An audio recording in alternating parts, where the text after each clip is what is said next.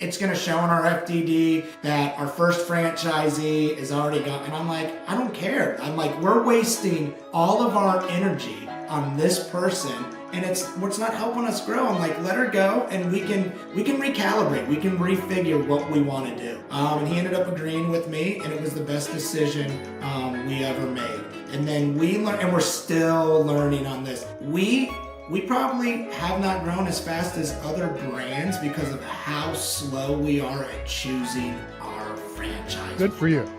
Welcome to the Franchise Hot Seat Podcast, where we talk about all things franchising. Now, here's your host, Dr. John P. Hayes.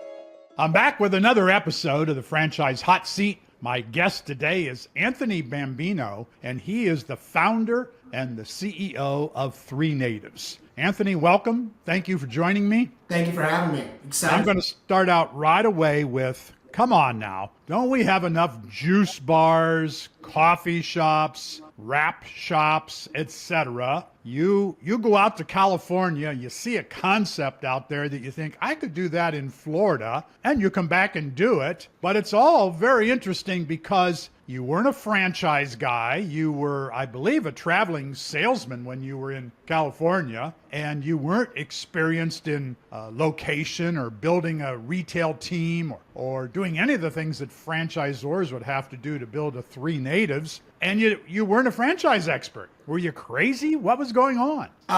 Yes, I think I'm still crazy, but I think to do anything that you love and you're passionate about, you got to have a little degree of craziness. And going back to how you started off, there is a lot of players in this space now, more than there has ever been. But I'm a firm believer that 3Natives has a way of sticking out. We try to stay away from being a juice bar. We're actually in the midst right now. We're going through a small rebranding where we have always been for 13 years, 3Natives, Acai and Juicery, and we're actually changing it. We're going to be 3Natives Acai Cafe.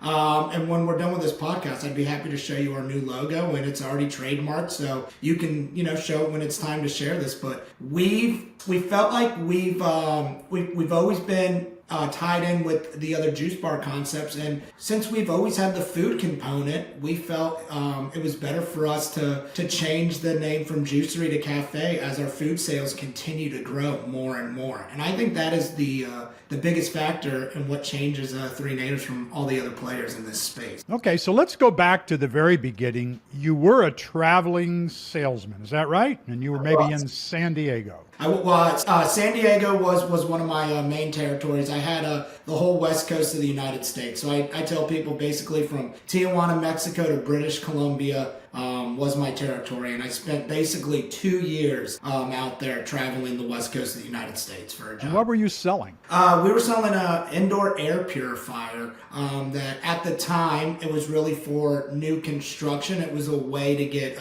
lead credits. So any type of new government building or basically any building that was looking to get a tax incentive using the lead credits, we were a product that they spec'd on. And were you passionate about this product? No. But it made you some money. Apparently, you're pretty good at it. It did. I will tell you this. I'm passionate about sales. I'm passionate about business, and I like talking to people. So, it was a really cool product in the fact that since there was such a green initiative behind it, and back then the economy was still a little rough and shaky, it was an easy sell. So, I guess you could say I was slightly passionate about it, but I don't have an air conditioning background. I don't have a construction background. I never saw myself having a construction or air conditioning background. It was basically a job that I was planning to always do something with sales, and it was a way to get my foot in the door in that industry. And I think oftentimes passion is overrated. People talk about, got to have the passion to go do this, to achieve that, to get to the top. I'm not sure. Well, you don't only have to have passion, that's for sure. And I think passion can be overrated. You were successful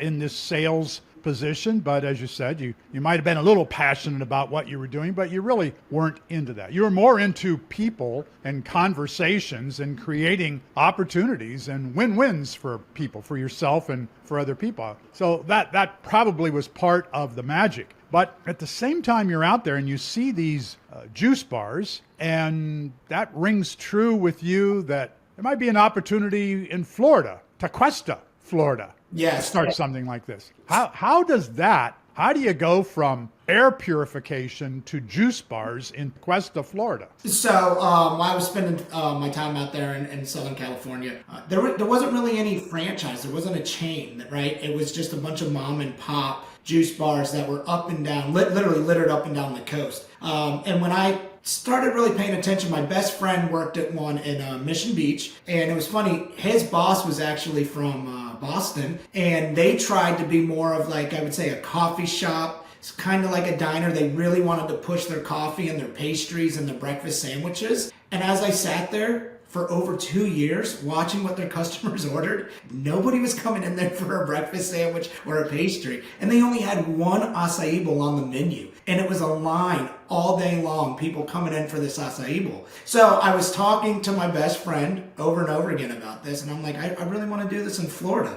And it was funny, he was so fixated that we had to have a coffee component. And when we opened this in Tequesta, Florida, we were actually 3Natives coffee shop, and we had the whole espresso, the coffee machine, the whole nine, and we failed miserably at coffee. Miserably. But the acai bowls and the smoothies were a crowd favorite. So we pivoted really quickly. I want to say within, the first 90 days of being open, let's get this espresso machine out of here and let's focus more on making bowls and smoothies. And then we had an employee come in. She was such a sweetheart. And she was like, I want to teach you guys juicing and you don't even have to pay me. And I was like, well, we can pay you, but we still want to learn about juicing. And then that's how the juicing component came out. So it was all very organic and natural. Yeah, which falls right into line with franchising, which you didn't know anything about, I'm assuming. Zero. Did you know that it existed? Not. I mean, obviously, I guess, right, you could say I knew between the Subways and the McDonald's and the Taco Bell, like the big players, but didn't know anything about the franchising model. And did Starbucks intimidate you, or Dunkin' Donuts? Did you even see them as competitors? They weren't exactly doing your thing. No, and I will say this, I'll tread lightly on this, but I don't see much competitors in my life, which isn't always a good thing. I'm just a firm believer. There's always going to be competition. There's always going to be noise. But if you put your head down and work and you have a great team and a great product, that you'll succeed at anything you do. Great philosophy, but at the same time, all you got to do is pick the wrong location and you're out of business. Yes, and I actually had a podcast about a week ago. We're talking about that, and that was the biggest thing. I said, we don't know how many amazing concepts could have happened, all because they never had a chance due to poor location. Yeah. So let's go back a little bit to the beginning again. And you lived in Tequesta, I guess. That's why you started there in a small 900 square foot shop. Yeah. So my mom and dad moved to Tequesta, Florida in 1985. They're still in their same home. And the plaza that we opened the first 3Natives in is literally a quarter mile from my parents' home. It was the only plaza. Tequesta has 4 plazas, and it's a small town, basically a 2-stoplight town. And we knew this was the only plaza that made sense. There was a new brewery that had opened and another restaurant that did like sushi and fresh fish that had just opened, and they were both doing very, very well. The rest of the plaza was kind of, I don't want to say dilapidated, but there was a lot of vacancies in there. But we knew there's enough foot traffic from the locals that we could survive in here. If people wanted to eat healthy and get away from eating, the crappy Italian food that we have on every corner here in South Florida. And what was the goal when you started out? Did you see yourself operating one store, or did you think 1,000 stores? So I never ever I don't do anything just thinking of one. My mind, it works very, very fast, and I'm always thinking about scaling. So my goal was, if this works, how can we open more quickly and efficiently? So you from the beginning, were you thinking franchise or more of a corporate? Corporate, and it was funny as we started morphing into our second corporate store and then looking into our third. That is when someone approached us and said, if it walks like a duck and it talks like a duck, it's a duck. You are franchising, and that's how we got into franchising. Okay. Well, before we go there, did you give up your air purification job? Did you drop that and go into this 100%. 3Natives full time? I sold my car. I gave up my career. At the time, I had enough money saved up to either do a business or to buy a home. And I knew I was still young. Look, if this failed, I was going to be able to rebound. And I said, I want to go all in. I want to be my own boss. This is what I want to do. How old were you at that time? 27. And so is that, do you recommend that to my graduates from Titus Center for Franchising or are a little younger, 21 to 24, depending on, they might have been in the service or they might have been in the Peace Corps, they might have been somewhere else before they come to college. Should they be thinking this way? Jump into a business, sell everything, sell the car, put all your resources behind it? Is that something you say, this is the way to begin, or would you not do it that way again?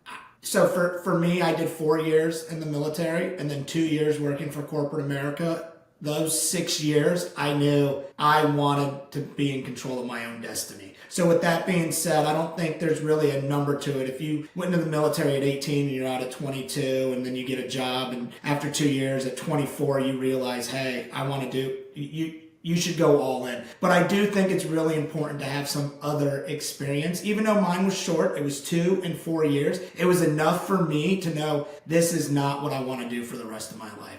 And as we all know, you're going to be working until, late 60s, early 70s. So you might as well do something that you love and you're passionate about. Because it makes it that much more enjoyable getting up on a Monday morning doing a podcast. A lot of people just don't know what they want to do, particularly at 23, 24 years old. They come out of college, they have a degree, and they don't want to do that. I was one of them. I went to the University of Florida, and I don't do anything that my degree was given to me for. So I understand that. I am 39. Me and my wife are pregnant. We're expecting our first child. Congratulations. Thank you. We're expecting our first child here in October. And I will say now that I have another mouth to feed and another responsibility, I don't know what I want to do with my life, but I love the restaurant space. I love franchising and I love communicating and showing off my product to new people. So I don't see myself getting out of franchising or 3Natives, but I do see there's an evolution happening with 3Natives. When you were first introduced to franchising, someone said, if it looks like a duck, walks like a duck, you're franchising. Did you, was that frightening to you? Was it, wow, that's got to be a lot of money. That's McDonald's, it's Subway, it's Taco Bell. Of course, we never think of all the service businesses that cost a whole lot less when we get into franchising, but you were in the food business. Did you cower away from, well, I don't have $1 million. Not that it takes $1 million to become a franchisor, but people oftentimes think that. But it takes some money. Did you think, well, I don't want to go that direction. I'll stay corporately owned? Or were you okay with learning about franchising? So the only thing that kept me moving when we first started was I just want to grow.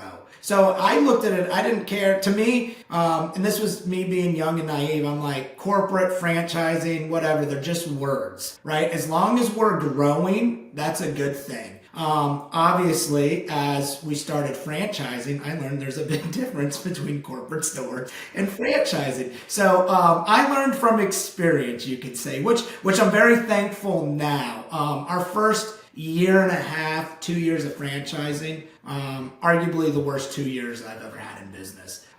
Very thankful I went through it.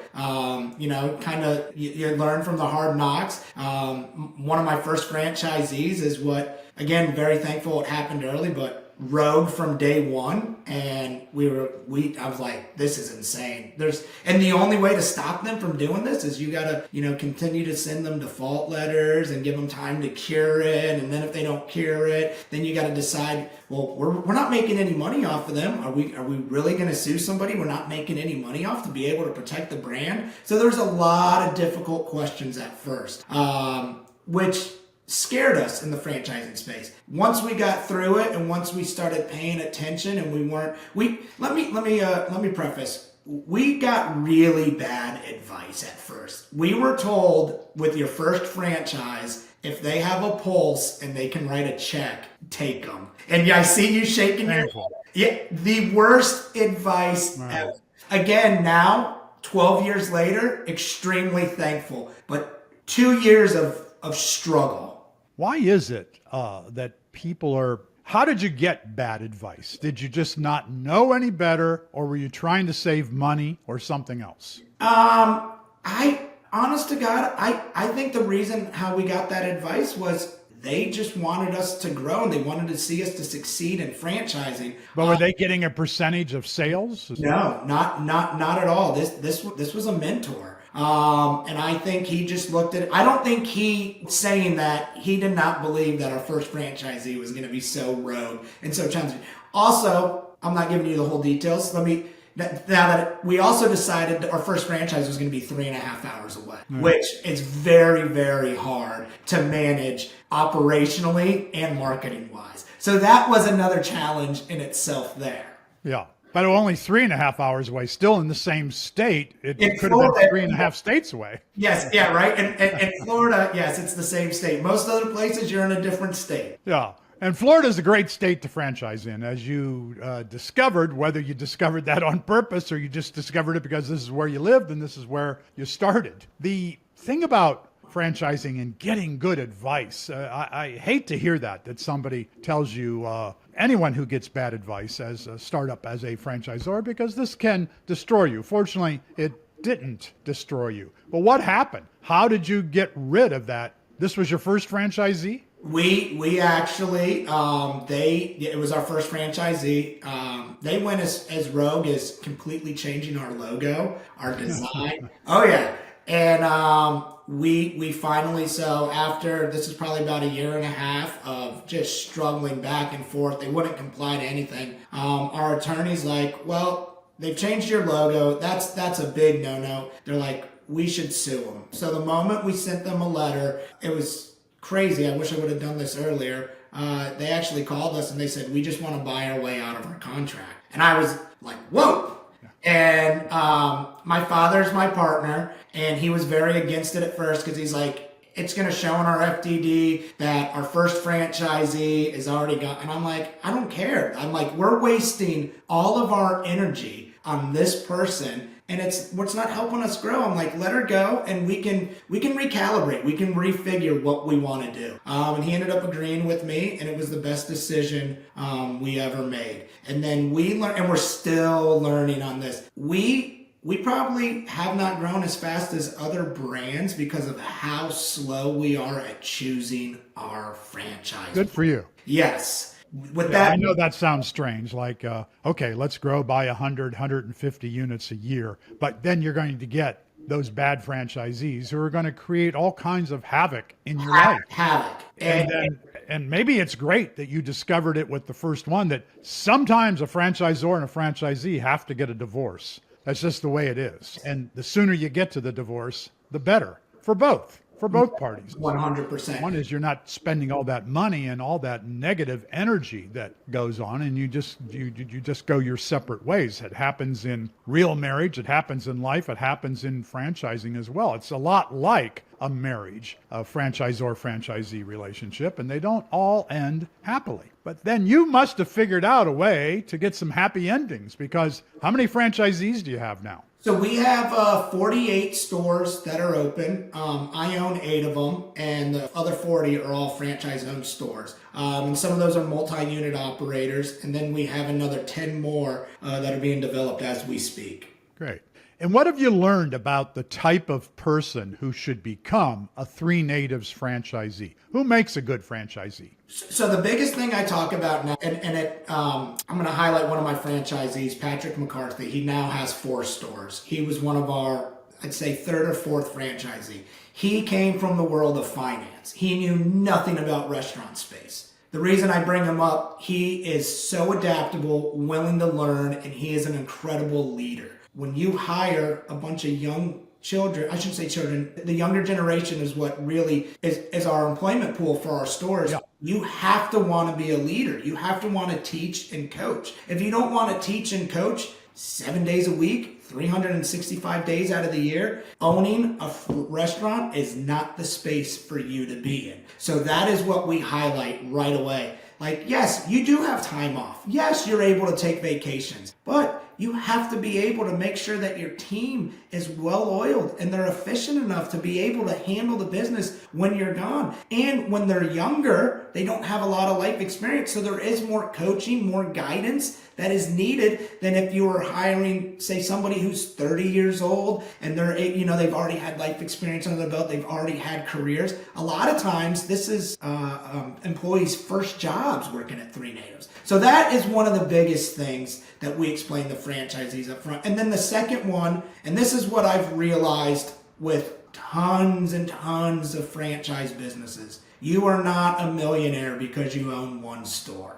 And that is something that we spell out over and over and over again. I own 8 of these. I am still not worth millions and millions of dollars. It takes a lot. The guys that own 100 McDonald's, 100 Taco Bells, they've been doing this for a long time. It takes time to get there. So that is another thing. We really manage the expectations right up front. And some franchisees don't understand, I would guess, that your biggest job is going to be investing in your employees, not necessarily your customer, not necessarily the equipment, not necessarily the store, the brand, but you got to take care of these employees. These are young people in their teenagers probably working with you, but also college students. And that they, being a teacher of college students, I know the bandwidth that you need to have to be there to help them. So if you're a franchisee, not much different than a teacher in some regards, you're spending a lot of time with the 20-year-olds. Do people like to do that? Do you like to do that? Or is it something people would rather not do?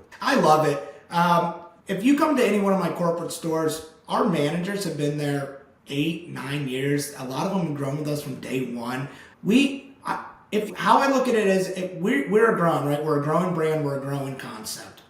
For you to get fired at 3Natives, you have to do something very, very, very egregious. It is easy for us to go back in, to retrain, to support, and to guide than it is to, okay, you're wrong, get out of here, we need to bring somebody else in. So I love coaching. I love creating a company culture. To me, that is the most fun thing about being a franchisor, is being able to really create a company culture. And the leadership trickles down. It's top to bottom. So we empower our managers because we know if our managers are empowered to make the frontline decisions, they're going to trickle that down to their staff. And that goes right on to the customers coming into the door. When everyone's walking together, talking together, we're one, we're a force to be reckoned with. And it doesn't happen overnight. It takes a long time. There's a lot of trust that is needed to be built. But once you have it, I really do believe that you can continue to grow. There's a reason McDonald's is like 70 years old and they're still growing. Brands don't die because of their age. Yes, you have to adapt, but you can be a strong brand for a long time. You just have to have a strong company culture. And there's a reason why Chick-fil-A, the average store, will do more than double the average McDonald's store. And that goes back to the culture of the company. Everybody, I think, in franchising wants to mimic Chick-fil-A culture, where you can have 90,000 people want to become one of your operators this year, and you're only going to pick, well, maybe 80 or 90. You have your selection. How does that impact the building of your company and creating the culture that you want happening within the walls of 3Natives? How much time do you spend with that? How important is it? What's it cost to do it?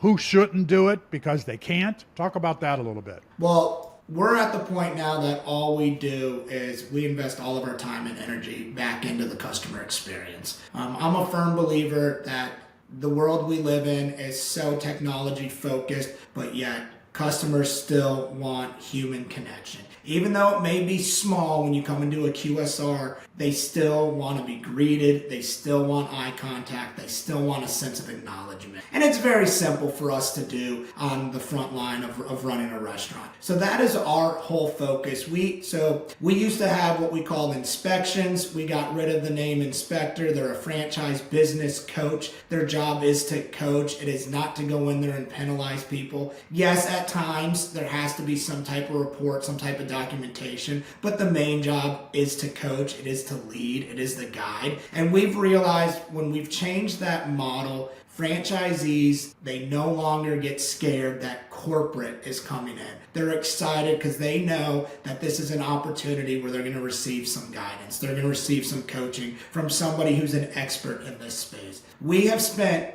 so much time on the operations of 3Natives. We're dialed in completely. Now our sole focus is the guest experience. And I think if we can dominate the guest experience the way we dominate our operation, we will be the next Chipotle. We will be the next Cava. We will be the next Dutch Brothers, a new brand that is growing drastically and getting noticed. So you have said that you want your customers, speaking of the customer experience, you want them to have a 15-minute oasis in their day. Where did that come from? Maybe the desert, your experience out in California, or what's that about? What does that look like? Why is that important? So when we first started, our whole thing was this was a little tropical oasis, right? Doesn't matter if you're working, if you're a new mother, you would come into this store and for 10 to 15 minutes, all the other outside noise went away. You'd sit there and enjoy something fresh and healthy in a relaxing atmosphere with relaxing music.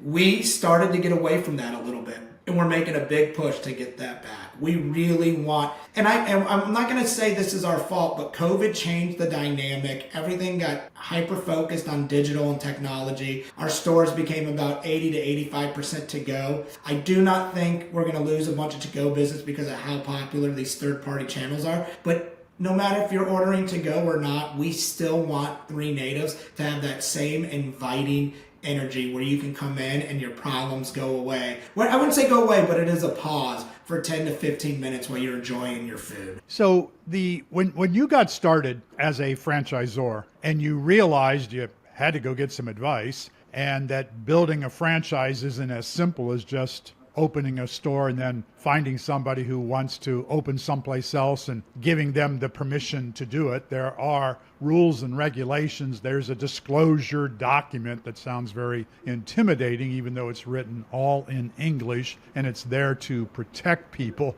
But something like 3/4 of people who invest in franchises admit they never read the disclosure document, which isn't really funny, but at the same time, wow, who are these folks buying buying franchises and not reading the disclosure document? But when you realized, well, this is probably going to cost me $100,000, maybe $200,000 to become a legitimate franchisor, was that bothersome to you? Did you have to go get investors, or what did you do? We've never had any investors. Me and my father are still the only owners of 3Natives.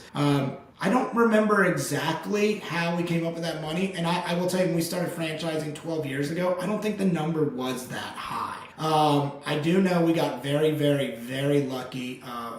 They're still our franchise attorney. They're out of Boca Raton, Florida, and his father was the lead counsel for Tropical Smoothie. So maybe it was less expensive for us that our FDD already mimicked an FDD that his father was very well versed in. But we knew that we wanted to grow, and back up, before we started franchising, I had 2 corporate stores that were doing very, very well. So we were taking the profits from these corporate stores to pay for the franchising endeavor. And I will say this to anyone who is thinking about becoming a franchisor: my corporate stores subsidized my franchise business for almost 9 years. It takes a long time because you have to offer support, you have to offer guidance, you have to offer marketing. And to be able to offer all that stuff, you have to employ people who can do it. And it is very, very tough. And this is what I tell everybody: when you come up to a plan for franchising, you need to factor in that 6% royalty sounds great, but all that money goes right back into the business for a very long time until you finally get to a break even. And then when you get to a break even, you kind of get excited, money's coming in, and then you get to my point where you're like, man, I don't know if I want to grow 6 or 7 stores a year organically. I think I want to build out a franchise development team, which is also very expensive because not only are you paying a salary, you're paying benefits, but now you got to pay for leads, you got to pay for brokers. So, the costs just continue to keep coming. So let's talk about that a little bit. When did you decide? What have you done? Are you using the broker network? Do you have your own inside franchise development team? Do you do both? And how did you come to that decision? So we have just started with franchise brokers. We only have 2 of them right now. And we brought in a franchise consultant about 7 months ago. And he's still with us. He was the founder of Wing Zone. Kind of took a different route than we've taken, but it works good because he's like, a lot of the mistakes that I made with Wing Zone, I understand now. And that's why I'm trying to help newer franchisees. He owned Wing Zone for 27 years. And the brokers were something that he pushed on us. I am the one doing, and I've always been the one doing the franchise development because most of it has been organic growth. As we're really happy with the numbers that our brand is doing. And I jokingly say this, we've made the mistake by going out of the state of Florida and hoping that these stores would kind of flounder. They're doing very well, very quickly. Now I'm like, wow, now we have something that can be a national brand. I have to have a franchise development team to be able to support the growth in these outside markets. If it was just in Florida, I wouldn't need a franchise development team. But now that we're doing well in New York, we're doing really well in Oklahoma, doing good in Georgia, and we're doing great in Phoenix, I want to grow. The proof is in the pudding now. Yeah. So what's the plan for the rest of this year? You got about half the year to go. How many you've got 48 open now? How many are you going to have open January 1? January 1, I think we'll be at 54 stores open. And then have you projected on like a 3-year plan? When do you hit 250 units? So the next time we have a podcast, I'll be able to update you on that because tomorrow I'm having my 3rd phone call with, we've narrowed our candidates down on franchise development to 2 people. One of them you know very well. I won't say anything yet. Yeah. And we're excited for the next step. And this is, again, about just being continued. As a franchise, you have to continue to learn. I did not understand how much goes into franchise development until we started asking people, not only with their resumes, but hey, can you put together a plan of what you would do? And we start going, and I'm like, wow, this is really, really in depth. And it's funny, all the candidates, I would say 75% of their plan are pretty similar, meaning, right, they've obviously done this before, they know what works. There's some small differentiating factors. But for me, this was all stuff that kind of opened my eyes too. And now I'm researching brand development, and I'm like, wow, they're spot on. This is the stuff we need to do. And it's not inexpensive, but it's all in the, we want to grow. We want 3Natives to be a national brand. I do believe that we can be better than Tropical Smoothie. So with that mindset, they have, I think, 900 stores. I got 54. We got to start growing. Yeah. Well, everybody gets started somewhere, and no different for you. Have you attracted the big multi-unit, sometimes multi-brand developer? For example, you frequently hear, I know of 2 different people who their goal is to have 107 brews. Wow. Okay. Got anybody who said, I want 100 3Natives over a period of time? Not yet. So our group in New York, when they came on last year, they said, we're going to go for 1 year. And if the store does what we think it is, we're going to commit to Long Island. If it doesn't, we're just going to go our separate ways and no hard feelings. Well, luckily, I was just in New York on Wednesday and Thursday last week, as July 1st is their 1-year anniversary. And the store's doing fantastic. And they're ready to jump in and go all in. So I would say this is the closest multi-unit franchisee that we have. Another reason why we want to get into franchise development is both of these candidates already have a proven track record of going after the multi-unit franchisees, which we have not done. Everybody with 3Natives has either been organic, they were somehow involved in the brand, or they just started with one because that's all that their funding concerned with. Yeah. Which is, that's how we had to grow. We had to start. Yeah, nothing wrong with that. Lots of brands have grown that way and then advanced down the road. So talk a little bit about where do leads come from now, and how much do you have to pay for a lead? This is a whole different ball game. You used to be spending your time in the store developing your employees and creating the customer relationship and taking care of new products and equipment. But this is a whole new ball game to say now I'm leading franchise development and I haven't done this before, or I've done this for myself, no one else before.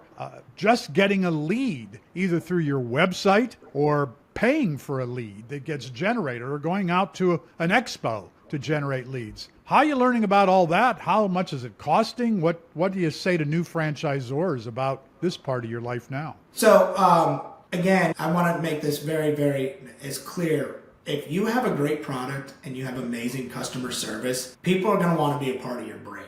So that is how we started. And all of our franchisees are all organic. Even the one in Phoenix, even the one in Oklahoma, even the one in New York. They all saw the brand grow here in Florida, and they waited for it to be mature enough till they decided, hey, we think we can do this in these areas that we know very well. With that being said, once the proof of concept for me has been proven outside of the state, now it's really hard. I don't want to wait 13 years for Phoenix to get 50 stores organically, or New York or Oklahoma. Right. We want to go out and we want to attract the multi-unit franchisees in those markets. Right now, the quotes that we're looking at from everything from leads, from conferences, from events, it's about $9,000 a month, which is very expensive, almost $100,000 a year.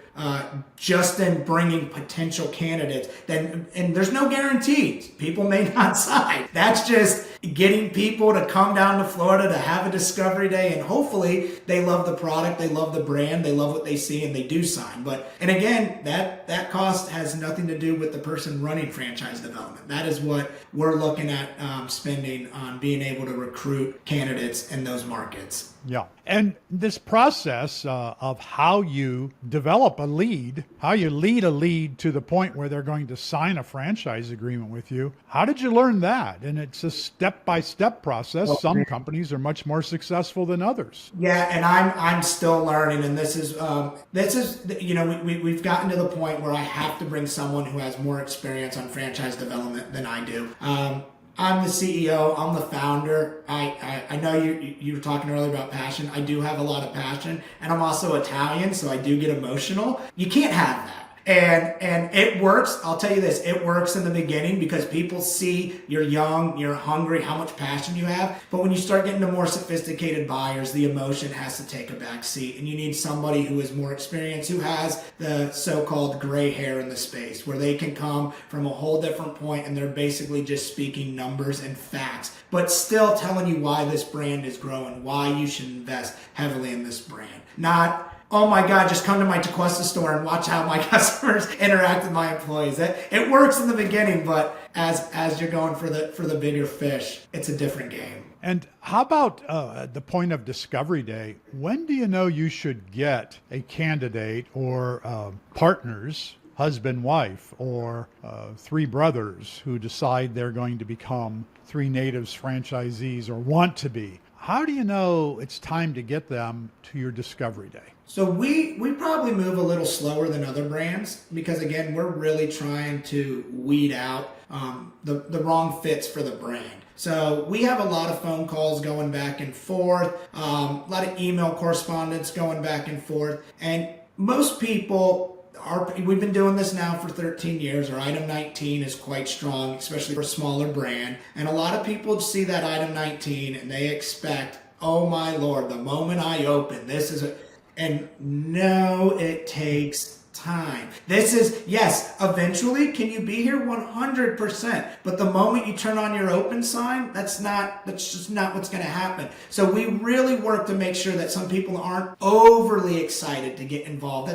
We want you to be scared. If you don't have any fear, then we're like maybe a little too confident, maybe a little too eager. And most importantly, we have about 7 franchisees that we really want those potentials to talk to. And our franchisees are busy, so we know it takes time for them to actually get a hold of them and set up a time to talk. But I always say to the potentials coming on, guys, these franchisees, they're going to tell you the good, the bad, and the ugly. You're going to hear their experience as a franchisee. Obviously, as a franchisor, there's things that I gloss over. There's other things that I probably don't even talk about that I don't know is necessarily a pain point. So that's why I think it's very important for you to talk to my franchisees. And that's why I said we try to give you 7 of them, because you're going to get someone who's been around for 9 years and someone who's been around for 2 years. So you can really figure out and really get your own opinion of this brand. So the early days of franchising for Ray Titus at United Franchise Group here in West Palm Beach, good example for you. He sent his prospects for Discovery Day, at least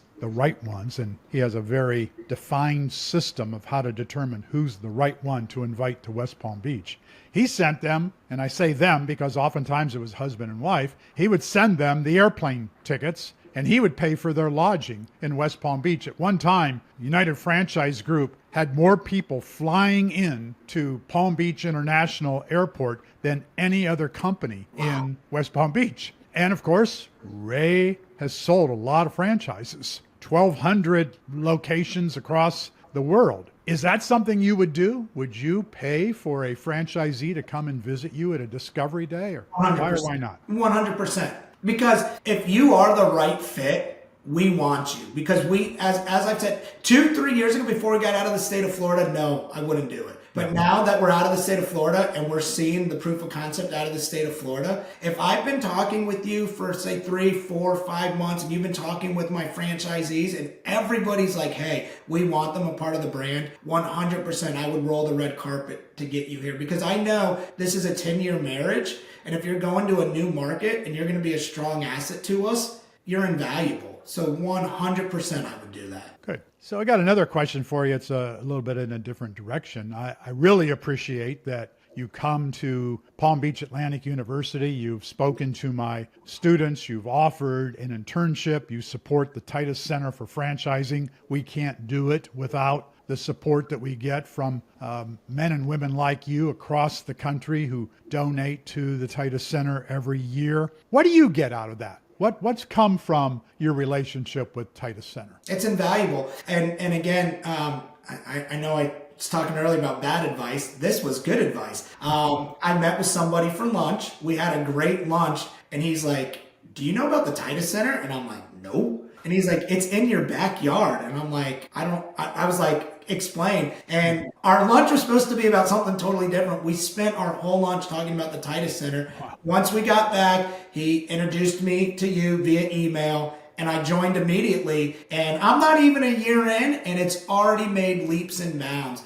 It's amazing. And everything you do in life, you need support. You need people you can bounce ideas off. And I will tell you this, until I met you guys, I felt very lonely as a franchisor. There's not many people that are out there that are franchisors, and it can be lonely, especially when you're navigating by yourself. I did feel like I was navigating in the dark, and now I actually feel like I have a nice flashlight. So I thank you for that, and we love being a part of it. And there's people that have reached out to me and everything. I'm like, guys, I've only been a part of it, now I think I'm going on just 10 months. And I'm like, everything that I've got from it, I love. And I will say this, and I don't know if you've seen it, but everything we do, we try to immerse ourselves in completely. So we're making sure that we also get the best bang for our buck. And we see the value in there, and I enjoy it. Yeah, well, you very quickly offered an internship, which is invaluable to us because our students must complete a 90-hour franchise internship, not just a marketing or a management internship, but it's got to be franchise direct. And you did that, and that resulted in a good hire for you. An amazing hire, and she's 18 years younger than me, and she knows more about franchising. Well, I love to hear that because she's my student. Yeah, absolutely. and which we love. So we've always struggled with the digital marketing component with her being young. I mean, that's such her background. And somebody somebody else, like I said before, that we were having our third conversation with is also one of your graduates, and the way that he talks and holds himself with, I'm like, Jesus, like I get nervous talking to but at the end of the day, my job as the CEO, and anybody who's a CEO of the business, you have to surround yourself with people that are smarter than you. Yeah. If you're the smartest person in the room, your business is going right. Well, I'm happy that you were able to attract Delaney to your team, and I know she's very happy there. She'll do a great job for you. She was my intern for 3 years, so when I go back in the fall, I know I'm going to still be calling Delaney and say, how did you do this, or how do we do that, or can you teach somebody to do this for me? And I hope you get another one of my graduates. That'll be exciting to watch as well. Final question that I have for you here. I'm in West Palm Beach. It's not my favorite city in the world for lots of reasons. Philadelphia is my favorite city in the world. I lived there for about 20 years. That's where I got my start in franchising. But the question I want to ask you, because of your Italian culture, you also have Irish, I believe, as I'm 50% Italian, and then I have Irish culture as well. Where do you find good Italian food in West Palm Beach? In West Palm, the only place that I do like is Elizabetta. But I have to invite you to come to Tequesta. There's a place called Evo. It's been open for, I think, 20 plus years now. Wow. Not only is the Italian food incredible, but Melissa, who is their general manager, she is the queen of hospitality. And every time I go there, they're the fine dining version of Chick-fil-A. Every time I go there, I pick something up from them that I resonate to my franchisees and to my staff. So I'd love to, honestly, as a thank you for Delaney and the potential next time, I would love to take you to dinner at Evo. All right. Yeah, we'll do it. I'll definitely go. I've never had dinner in Tequesta. I think I've been to Tequesta only one time. So it's time I get up there and say hello. And it's Evo. Is that the name? Evo, yes. All right. Well, we will do it, Anthony. Thank you so much for this. It was a lot of fun, a lot of great information in there for people who are interested in franchising as franchisors or franchisees. And I wish you all the best of luck. I'm going to contact you soon because I want you back in the classroom in the fall when I'm teaching again. So I'll follow up with that. Awesome. And again, just thank you for the podcast and everything you do for the Titus Center. And I can't thank you enough. I'm learning every single day. Some of those questions you already had my mind spinning, and I'm thinking, oh man, I got to start doing this. So it's always a good time, and I appreciate everything you've done for 3Natives. Thank you. Thanks for tuning in to the Franchise Hot Seat Podcast with Dr. John P. Hayes. Tune in next time for more conversation around all things franchising.